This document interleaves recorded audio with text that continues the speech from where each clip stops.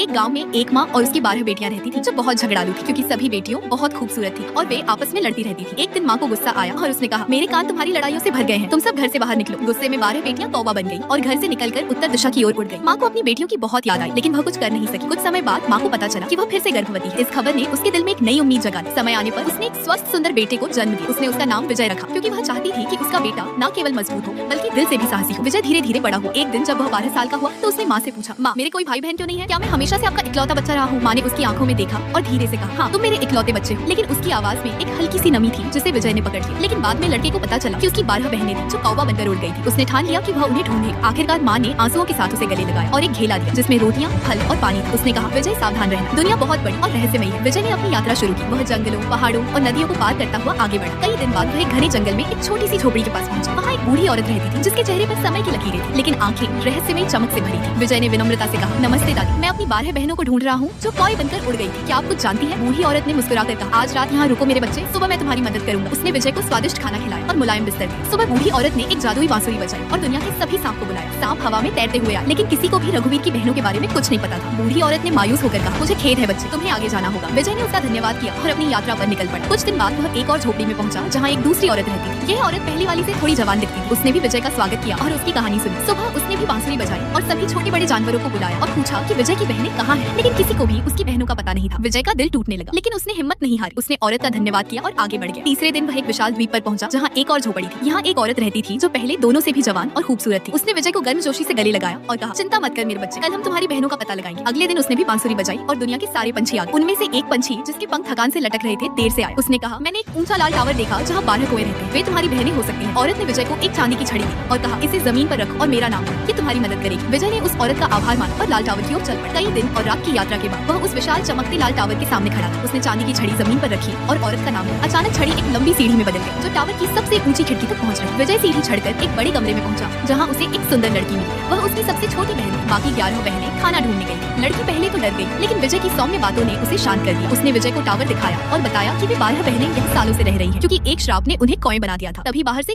आवाज आई। बाकी बहनें लौट रही थी। छोटी बहन ने जल्दी से विजय को 7वें कमरे में छिपा दिया और कहा, अगर मैं उन्हें नहीं समझा पाई तो वे तुम्हें नुकसान पहुंचा सकती हैं। जब 11 बहनें लौटी, वे का कनौ से फिर से लड़कियों में बदल गई। सबसे बड़ी बहन ने चिल्लाकर कहा, मुझे किसी अजनबी की गंध आ रही है। उसने गुस्से में कमरे की हर चीज उलट पुलट कर दी। छोटी बहन ने उन्हें शांत किया और कहा, यह हमारा भाई है, विजय जिसे अपनी माँ ने अपनी कौख से जन्म दिया है।